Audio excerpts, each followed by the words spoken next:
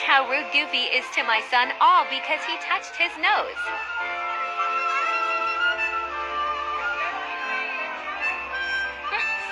Watch till the end, he just ignores him and brushes him off again.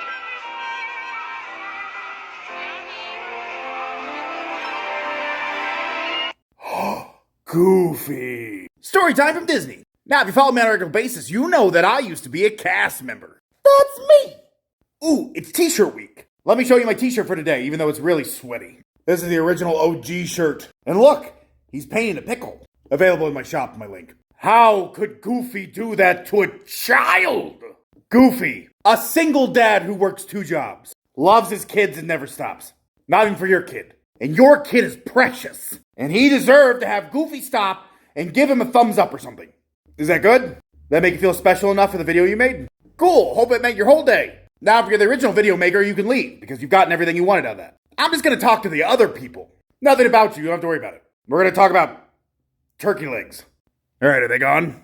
Good, because I'm going to be mean. Hey! Not every turn is yours or your child's. They were just hoping that Goofy would stop and they'd get a good picture with their kid. But who is this other person Goofy's walking with? Some random child that's not yours? Almost like Goofy's giving a magical moment to that kid that nobody knows. All the magic that was reserved for your child is going to a random stranger child. Why would some other family want to get a good picture with Goofy while he's giving her a magical moment? That's not your kid. And you know what the crazy part is? When Goofy finally did acknowledge that kid, then all the other parents wanted their kids to get pictures. And they're nobodies. They don't deserve as much as your precious little prince does. All your sweet little baby boy did was touch Goofy's nose. And instead of Goofy going, no, don't touch my nose, he should have went, that's perfect. Grab it good. Really hang on it, you know? Yuck, or whatever he says. No! Your kid jumped into a situation that was already happening, not at something that he was waiting for his turn to meet Goofy. And you're mad that another family already was getting that chance. Gotta watch the whole video, Goofy ignores him twice.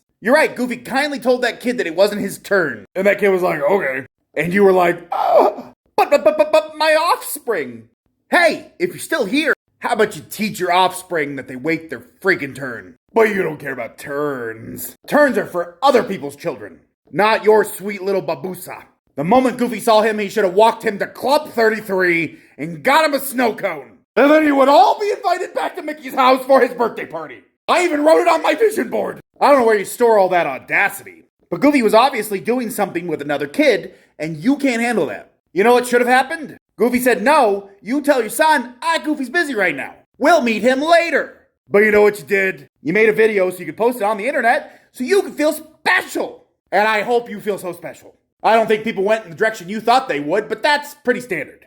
If you see a character walking through the park, they are not there to meet and greet. If they're already with somebody else, that's a special moment. We call those magical moments. Situations like this is why we can't have roaming characters at Disney World now. People don't get it. There are so many things that Disney World could do better, but they can't because people are too stupid. They could put so many things in place that would be so much more helpful for all the guests, but the stupid people would ruin it. Every time.